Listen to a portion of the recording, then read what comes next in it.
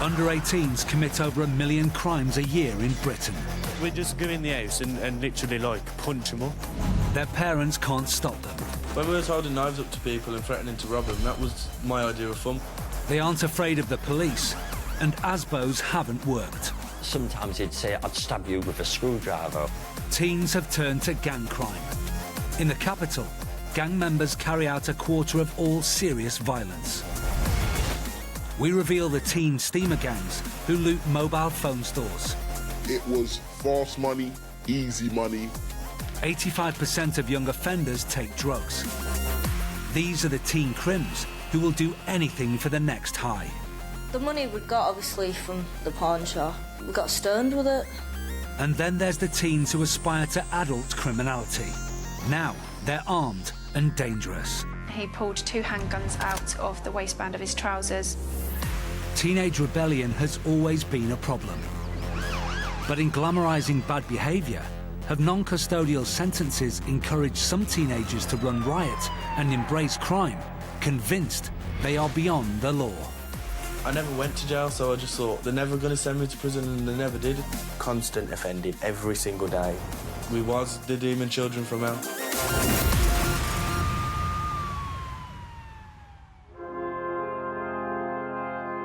When I was a kid, I did like fire. When I was about 6 or 7, I went into my mum's room to get some matches because we were smoking at that age, 6 or 7 years old. That's how young we started smoking. I went into my mum's room to get the matches. My brother dropped a match on the floor. It literally started off as a little tiny fire, and then it just grew and grew and grew.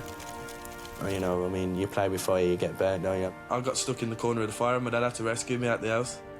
My dad had his own house and his own business, and me and my brother were playing with matches and we burnt his house down.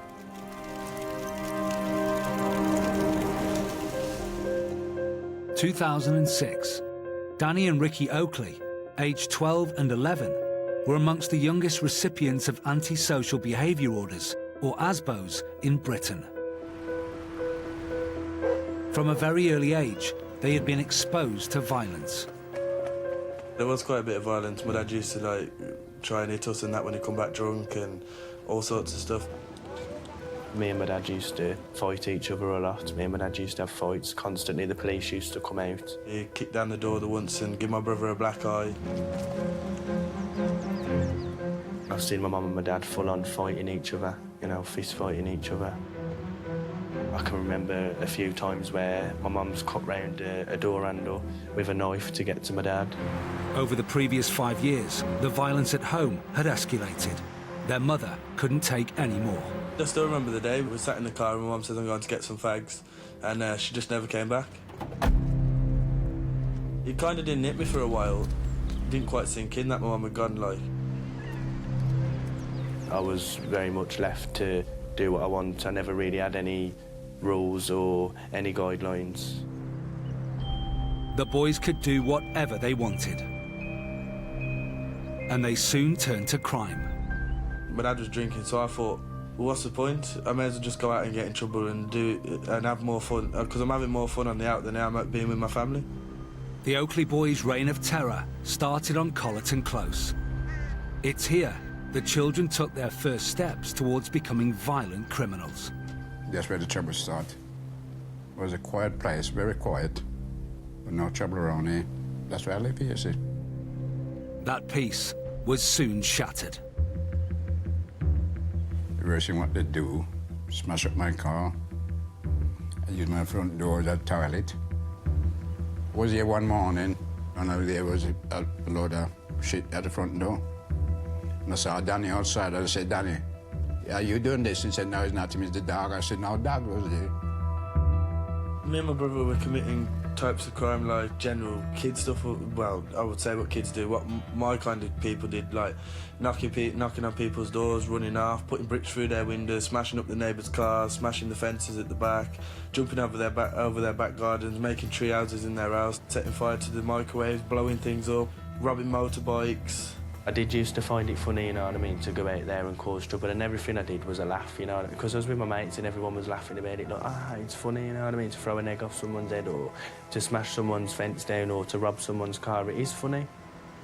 People put cameras up in the street. The police had their own cameras where they could hook up to a laptop and watch the streets. Aged 10 years, Danny Oakley had little regard for others, and the boys soon graduated from vandalism to burglary. I think I was about 10 years old at the time, and I was going around doing burglaries. The police were always on standby, ready to arrest us because they knew we were going to cause trouble. We was taking anything we could. We was taking TVs, PlayStations, any mobile phones, gold, anything that you could carry under your arm, we was taking. And we'd go back 3 or 4 times to take what we wanted. And then we'd just go and sell it straight away. So when the police came round to us and said, "Did you do this burglary?" they'd have no evidence on us, so they'd have to release us. They weren't just like once a week or something. It was constant offending every single day. If the Oakley boys believed someone hadn't shown them respect, they turned vicious. Like one time I found out this geezer was doing stuff to my mate and that. So to terrorise him, we would get him back. We'd walk round here, say if it was this area, when it's dark, we'll get a brick, you know what I mean? Easy to put through the window, the door's coming off. We'd just go in the house and literally, like, punch them up. When I go to work, I worry about my house, if they're going to come home and find it. I was worried they might burn it down. Me and my brother were setting fire to things, setting fire to bins, anything we could set fire to, really, making fires in the street. We even set fire to one of the neighbours' cars once. That's how bad it got. Just for attention. That's why we did it, for attention. Then their crime spree soon progressed to robbing adults. When we rob people, we would walk up to them with a knife and say, "Give me all your shit out your pockets now, otherwise you're going to get stabbed." I saw Ricky with a knife about that long. They never took no for an answer. 9 times out of 10, people would give you the stuff, but if they didn't give you the stuff, then we'd find out where they lived and just rob it from their house anyway. Ricky could potentially kill someone if he was in that mindset, then yeah, definitely so. The neighbour said she couldn't take it anymore. Said she was selling up and leave. I tried to get her to stop it, but she said no, she couldn't take it anymore. It's not a normal life that you live, but it's an addictive one, you know what I mean? Especially when it comes to like crime and that. It is quite an addictive life, to be honest. The Oakley brothers have been out of control for years. By the time they were in their early teens, crime was becoming a way of life. Coming up, when teenagers band together, the safety of the mob means the buzz of the crime is even greater. In 2012, it seemed no one could stop the rise and rise of London's teen steamer gangs.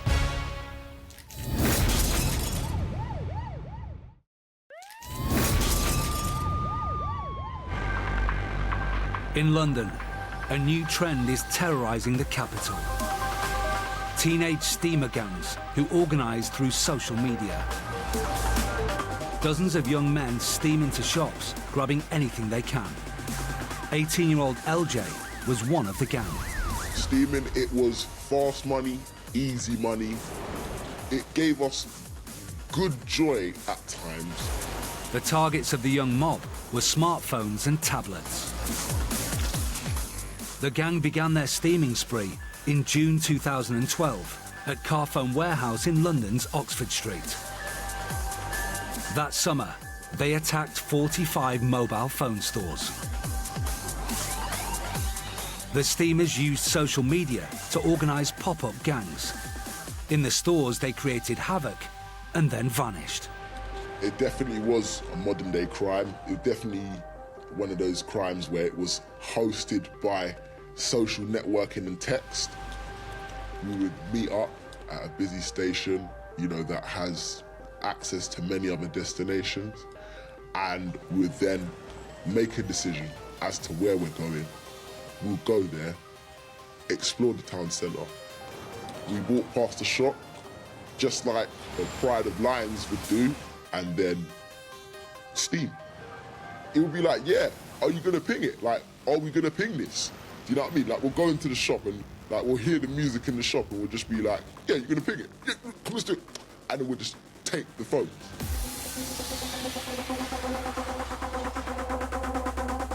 It was definitely a buzz. There was a certain type of rock and roll factor, definite.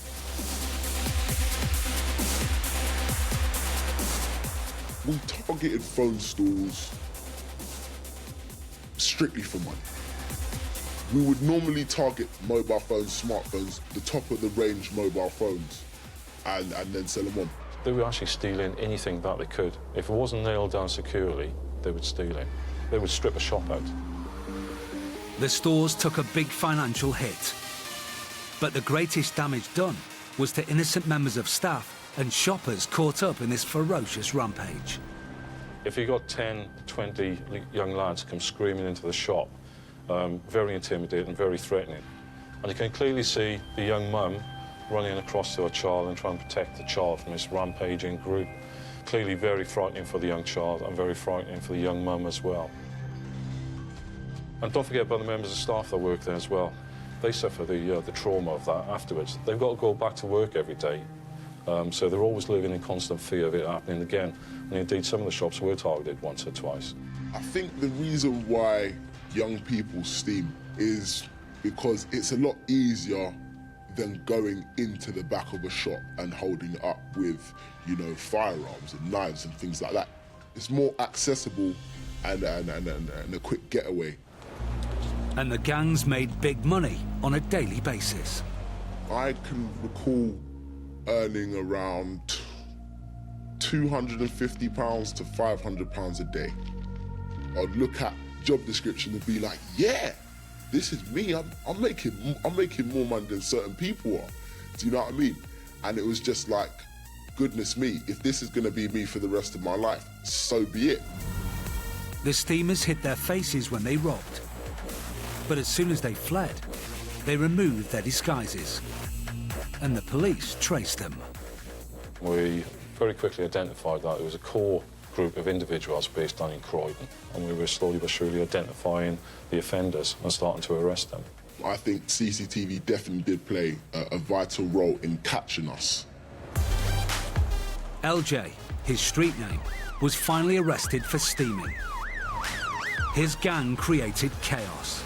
The actual value of the handsets probably exceeded £140,000. But in addition to that, you've got to look at the cost of the damage that they caused to the displays onto the shop, and you're probably looking upwards of £55,000, £60,000. When I was arrested, I definitely did feel down. I definitely did feel like, yeah, it is over. And it most certainly was all over. 7 of the 12 gang members were under 18 when charged with robbery. 6 of them were sent to prison. LJ escaped a custodial sentence. I'm serving a 24-month suspended sentence, and I will, if I breach this, I will be serving 12 months in prison. His conviction forced him to look at his life. And I think because we faced the consequences for that, it helped me to understand that it's not something that I can do for a long-term thing. It's not something that is honest. It's not something that is going to acquire me, you know, legitimate cash. And now he's finally trying to go straight. Yeah, now I'm working. Now I'm actually working. Out of all of that, now I'm working in a customer-focused environment. I mean, let's look at that. I was, you know, basically tormenting a customer-focused environment, but now I'm actually in a customer-focused environment. Now I actually, you know, do get the bigger picture on how much, you know, a customer should feel safe.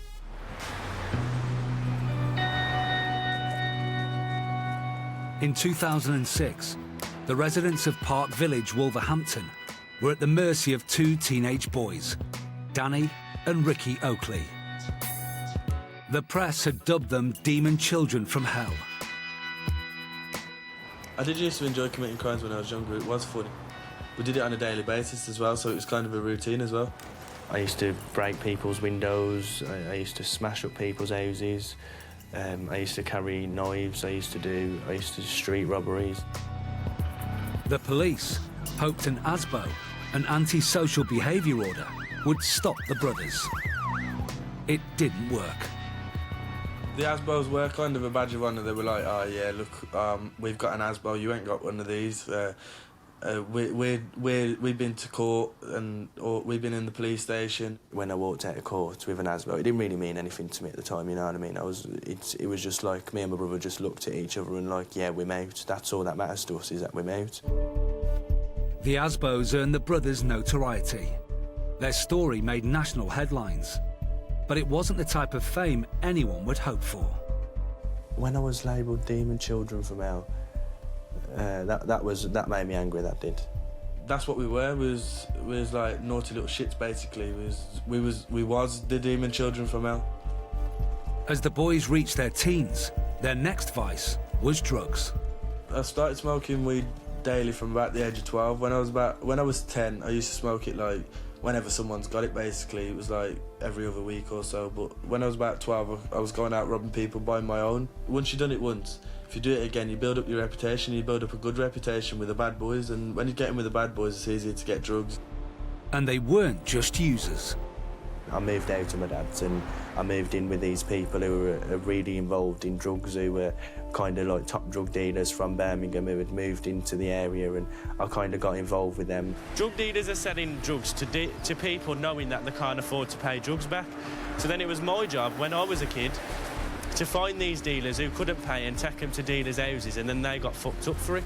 When we took this geezer, because he owed us money for drugs, and we took him to this little bit of field here, when it was dark as well, you know what I mean? There's about 20 of us, and I just punched his head in. While Danny was a drug enforcer, Ricky seemed to be losing all control. If you say no to my brother, that's when my brother don't like it, because my brother's never been really brought up around the word no. When we was holding knives up to people and threatening to rob them, that was my idea of fun. And there was a time where my brother stole a car and he was running into taxis because he'd had an argument with a taxi driver. Don't ask me what that was about, you know what I mean? But that's just how raving he is. If he's got a problem with you, he's going to come looking for you and he's going to do the damage. Ricky escalated his criminality, but Danny was having second thoughts. Daniel used to be a little rebel like me. He used to be proper naughty and didn't care about anyone, but then something just clicked in his head when he went to court once and he thought, nah, I'm not doing this no more. I always think about like what could happen, you know what I mean? What about if I get locked up for it, or what about if I get sent to prison for it or whatever? But with my brother, he just don't care. And Ricky couldn't stop offending. I didn't care about the courts. The court said to bring your toothbrush in your pyjamas, you're going to jail next time. And I never went to jail, so I just thought they're never going to send me to prison, and they never did. Then eventually, in 2011, the law caught up with Ricky. I got sent to prison the first time for burglary, and it felt like I'd lost everything at first when I first went to prison, but I kind of adjusted to it. I got used to being in prison. The severity of his crimes led to 6 prison stretches. Prison for me is like, I don't know, you get your 3 meals a day, you're in a routine, you get a hot shower, you get everything you want there. It's like, kind of like a second home for me. Danny has so far avoided a custodial sentence by dodging the law. I'm not going to lie to you, I still do stuff, criminal stuff, you know what I mean? Like, but I don't get caught. He's now crashing at his friend's house, but his luck has run out. He's facing his first jail sentence. Did you want a coffee? Yeah, you can if you want. Today is Monday, 17th Feb, so I'm in court today for a burglary. Basically, I was charged and sent to court last year for a burglary that someone else did and blamed me for. It's going to be hard. It is hard. You know what I mean? I've been to court before and watched people get sent down, and it's not nice. You know. I would be gutted if I got sent down today. I really, really would. It's mad. When you think about this time tomorrow, you could be sitting there in a prison cell. Danny's life of crime is finally catching up with him.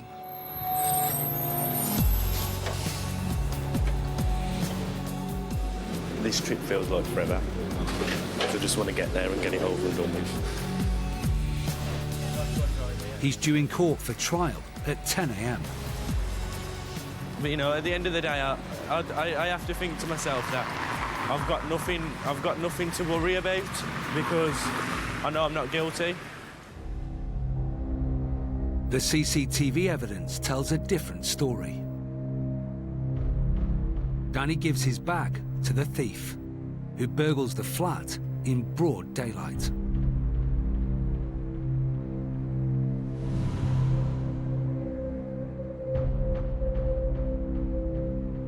Danny then collects the bag with the stolen goods.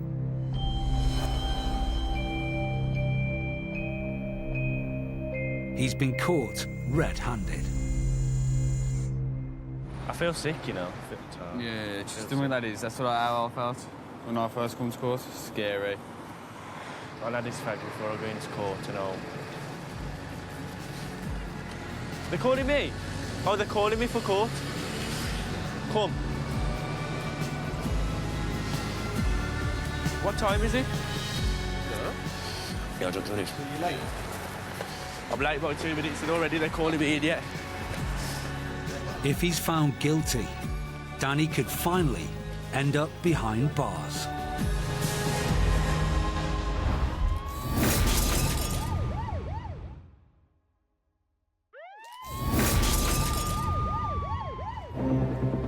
Nearly all teenagers commit some form of crime, and 1/3 of those that are caught will offend again. Danny Oakley got away with increasingly serious criminality for years.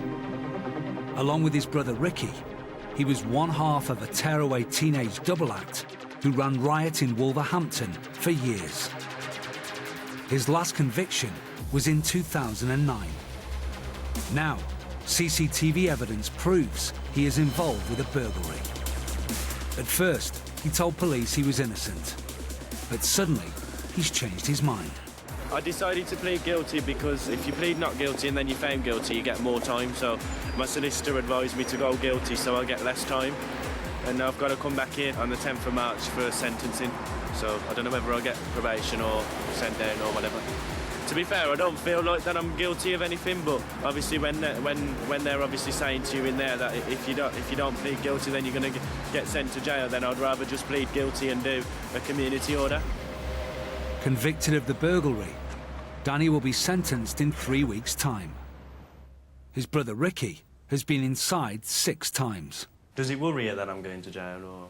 You're my brother, but sometimes when you get into an argument, you don't back down. You just keep arguing and arguing and arguing. You can't do that in jail, because if you do that in jail, you get someone just come up to you and stab you for the fun of it. Just because they've got life, you've got a couple of months, you're getting out in a couple of months. It don't bother them, they've got 25 years to serve, they're not getting out. Does it get easier as you go back more, or does it get harder as you go back? It gets easier, but it's boring at the same time. In jail, you get 3 meals a day, you get a warm bed, you get a TV, you get people looking after you. Some people have got more on the inside than they have on the outside, and that's why most people go back to jail. What's the main thing you're worried about? My freedom, and I think not getting time to spend with people, because me, I'm quite a sociable person. I might go in, I like to do things. You might be worried about your freedom, but to be honest, if you do the crime, you've got to do the time.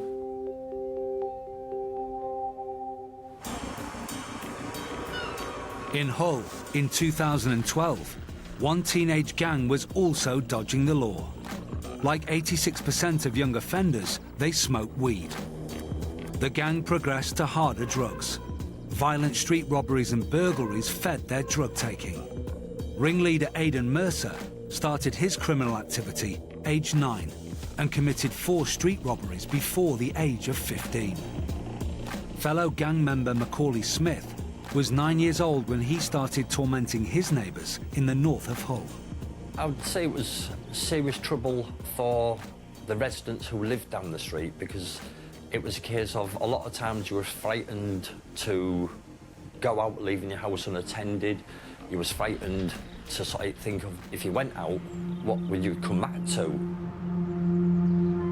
You were living on like a knife edge all the time.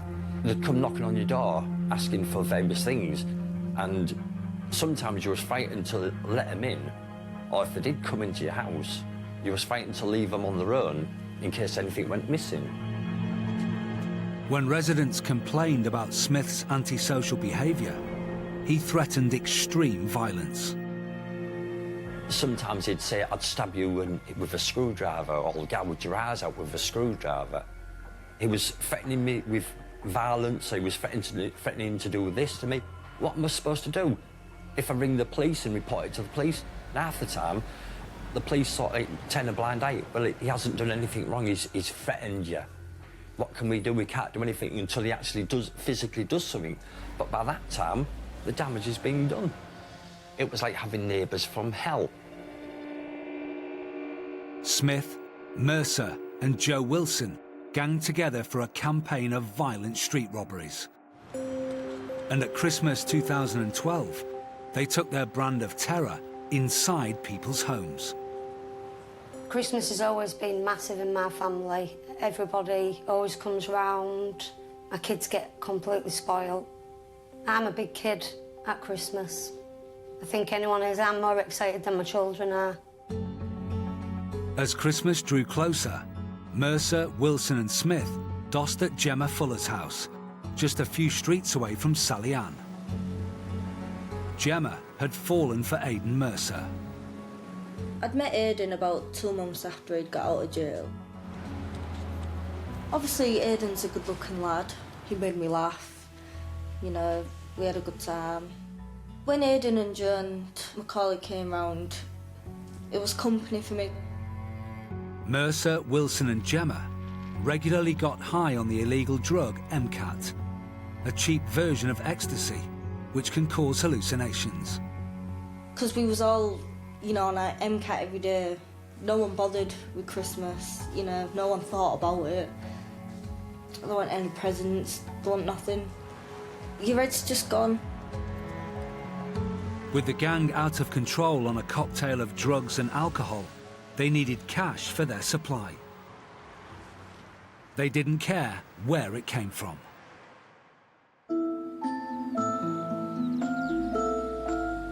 It was the morning of the 18th and the kids was bouncing all over, ready for Christmas. A bit too excited to go to school, but they had to go to school. I dressed all the kids, took them to school, went to meet my friend and who had her baby with her to do the rest of our Christmas shopping.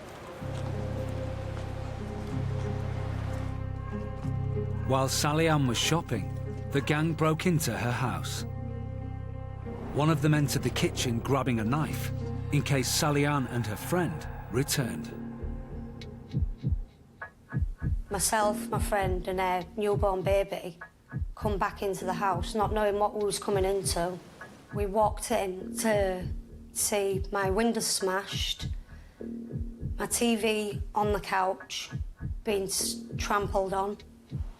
They'd left the blood on my wall where my TV was in the living room.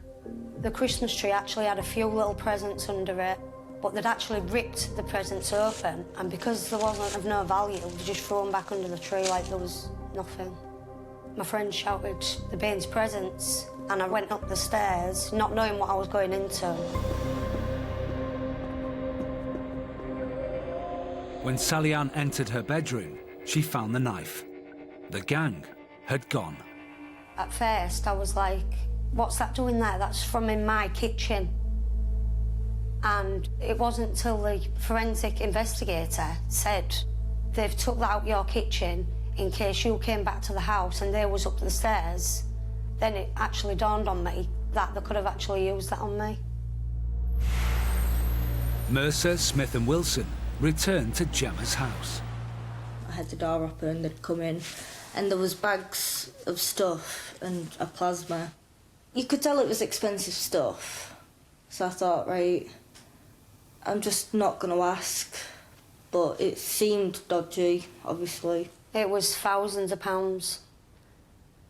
Presents, what we'd bought brand new for Christmas, and also, like I say, the computers and the TV out the room, things what we couldn't replace a week before Christmas. I didn't want this stuff in my house, and so I thought, right, there's a pawn shop at the top of the street.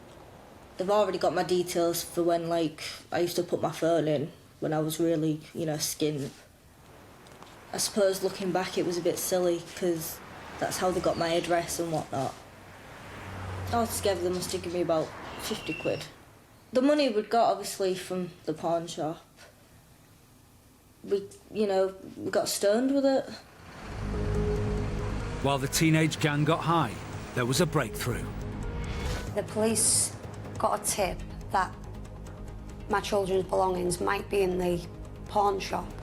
So my husband went to try and identify them. Just from my husband's description, they identified the belongings as ours. That afternoon, there was a loud knock on the door, and there was like, "Gemma, we know you're in there, it's the police, blah, blah, blah." Obviously, we didn't answer, and then about 10, 15 minutes later, they'd smashed the door down. We're all sat there doing weed bongs. Yeah, I suppose that didn't look really good. Mercer, Smith, Wilson and Gemma were all arrested. And Sally Ann was left traumatised. I've never had a Christmas like it. I never would have another one like it again.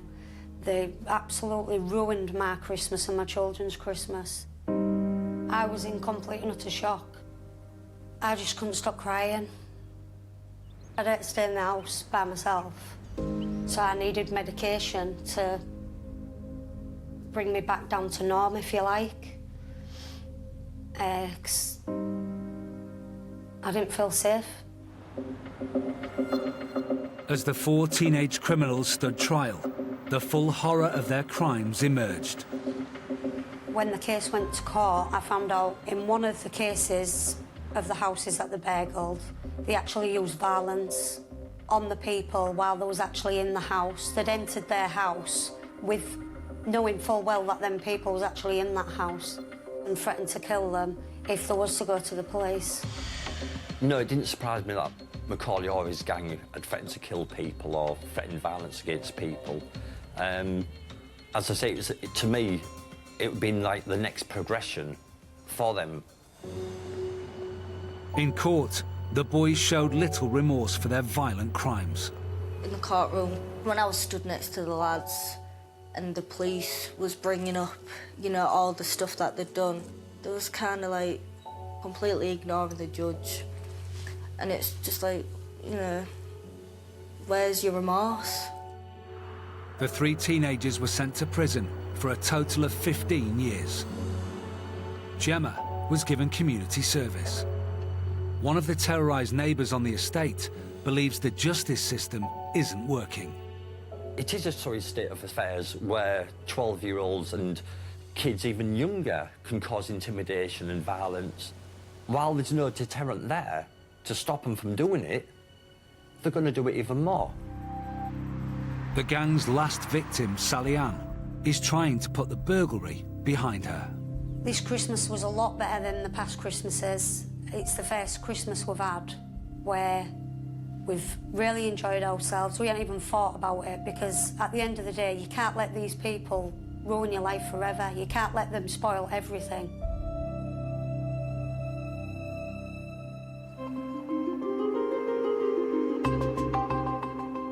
Most teenage criminals come from disadvantaged backgrounds. But 16-year-old London schoolboy Miles Allura seemed to have it all going for him. Miles was like an ideal student. His mum was a teacher and he was well-spoken. You can tell he was well brought up. He was a clever person as well. You know, so if someone was stuck in class for an answer or something, they used to look at him as a person to try and get help off of. Miles never got in trouble in school. He was always on the good side in school. What his classmates and teachers didn't know was that Allura dreamt of planning a very grown-up crime. Everyone was shocked because we all known him from year 8 and the way we known him from year 8 was different to what we basically found out. Allura was planning to rob a high-end jeweller's. But could a 16-year-old schoolboy bypass the shop's high-tech security systems? He liked to act like a teacher or like another student, and he used to find it really funny. Yeah, Miles did like to do impersonations and pretending to be someone else. Allura took his acting a step further. Using homemade prosthetics and a wig, he disguised himself as an old man to fool the jeweller's staff. It's not often that somebody will go to the lengths that Miles Allura did in order to disguise themselves, but to actually completely change your appearance, it's not often that you see that. Allura planned the raid methodically, researching every single step online. He wrecked the shop and mapped out his escape route. Then, on July the 3rd, 2012, 16-year-old Allura and a 15-year-old accomplice approached their target in Longfield, Kent. Miles Allura's co-defendant went in first. But as soon as they'd gained entry to the shop, Miles Allura took full control. He pulled 2 handguns out of the waistband of his trousers, pointed them directly at the staff in the shop and ordered them to go into the back room. With guns involved in the raid, schoolboy Allura had entered the world of adult crime.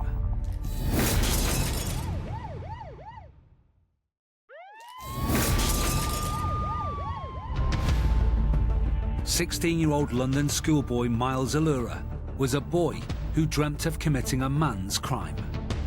He'd meticulously planned a raid on a high-end jeweller's, researching every detail of the robbery and disguising himself.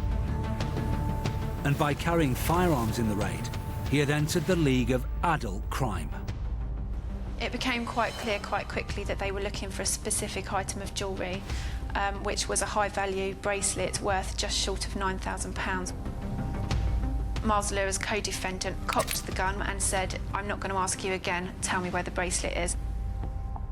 The guns were decommissioned, but the staff believed they were live and loaded. Allura and his accomplice bagged up thousands of pounds worth of goods. Miles Allura used a carrier bag from inside the shop to put jewellery and loose stones in from both the shop and the safe. But the raid began to go wrong when a neighbouring shopkeeper dialed 999. At the time of the call coming in, we had no idea what the incident itself was. As soon as there was a mention of firearms, the firearms team were deployed. There was also helicopters and police dogs. At that point, they left all of the jewellery that they tried to rob in the store. They never actually got to the bracelet. They never found that. In fact, all of the jewellery that they'd intended to take, they left behind. By the time the police caught up with him, he had started undressing, discarding his clothing in the gardens as he was passing them. 16-year-old Allura had left a clumsy trail of evidence, including his mobile, that any real crook would have covered up. A lot of the evidence that we needed was on that smartphone. He had performed internet searches for pretty much every element of this crime. He attended the area and actually took photographs of an escape route step by step. He had been searching for firearms, he'd searched how to commit armed robberies and theatrical disguises. In many ways, this was very sophisticated, especially for the age of the people involved. But in some ways, it did show that he was very inexperienced. He actually left his Oyster card in the pocket of his suit jacket. And so even if we hadn't arrested him at that point, that would have led us straight to him anyway. Yeah, Mal was the type of person he will always leave something behind. There was also actually photographs on his mobile phone of himself in disguise. Without anything else, that would have linked him straight to this. It was almost a waste of time, him trying to hide his disguise when he'd actually taken a picture of himself wearing it on his own personal mobile phone. Allura may be a hapless criminal, but he was still a dangerous offender. He's now paying the grown-up price for violent crime. At the time of conviction, Miles Allura was 16 years of age. He received 5 years in prison for committing this robbery. Miles Allura's friends were shocked when they heard of his crime. It came as a complete surprise. He just left school. He only had to wait a couple months for his GCSEs. I mean, he didn't even get to open them outside. That could have changed his ideas whether to do this or not.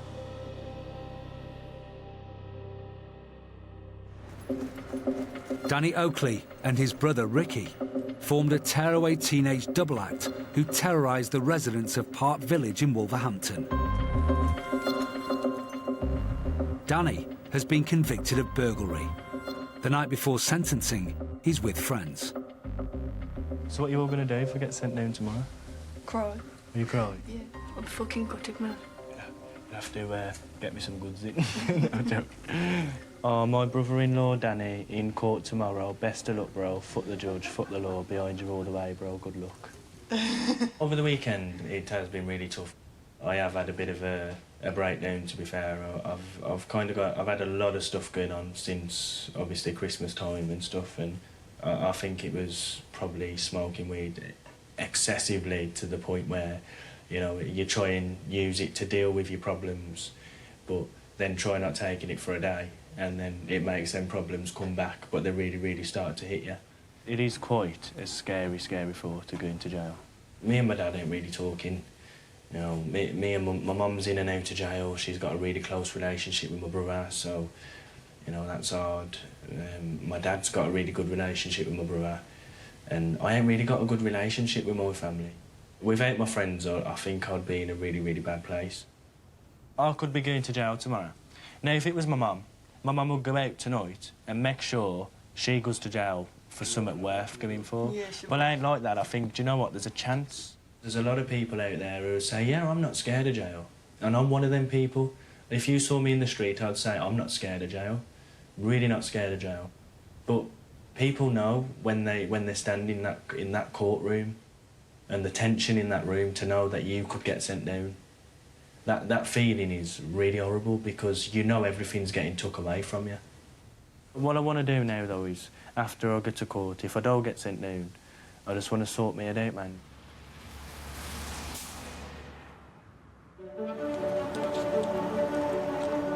The next morning, faced with the possibility of prison, Danny comes clean about what happened at the burglary. When I first got arrested for the burglary, obviously because it's guilty by association, I never realised how bad it was, but then when I was able to look back at the CCTV and I'd realised what I'd done. You don't realise how bad it actually is until, like, you watch it back, and then you do realise that you are guilty, like. But Danny's fear is the reputation of his family in the justice system. Feeling nervous, I'm telling you. If the judge don't like you, or they've had dealings with your family and that before, if they've had dealings with your family, they'll be like, oh, your mum and your brother's in jail, so why not you join them? People will say to me, oh, you deserve jail because of what you've done in the past, but obviously what's done's done, innit? You can't change it. You could give me prison for life, but it ain't going to change, is it, what I've done? You know, all I can do is fucking apologise for what I've done, you know what I mean? And just, I don't want it, man. I don't want all the trouble. I don't want all the drama.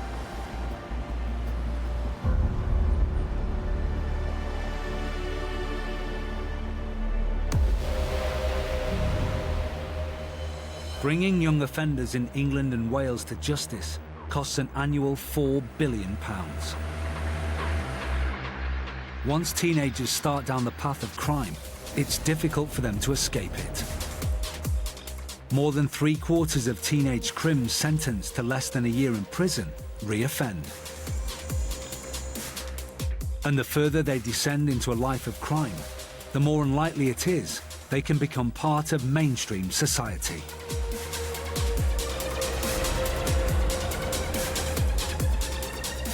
But at the final moment before prison beckons for Danny Oakley, he's getting one more chance. He's let off with 12 months probation. I've just come out of court. Obviously, I'm buzzing. I've got my probation. You know, I can start getting my stepping stones, get myself back on track. So that's all positive. You know, it's something that I'm keen to just crack on and get myself a job and get working, because that's something that I'm keen to do at the moment. I won't end up in jail. I know for 100% fact that I will not end up in jail.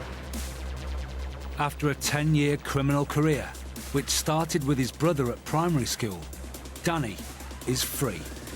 For now.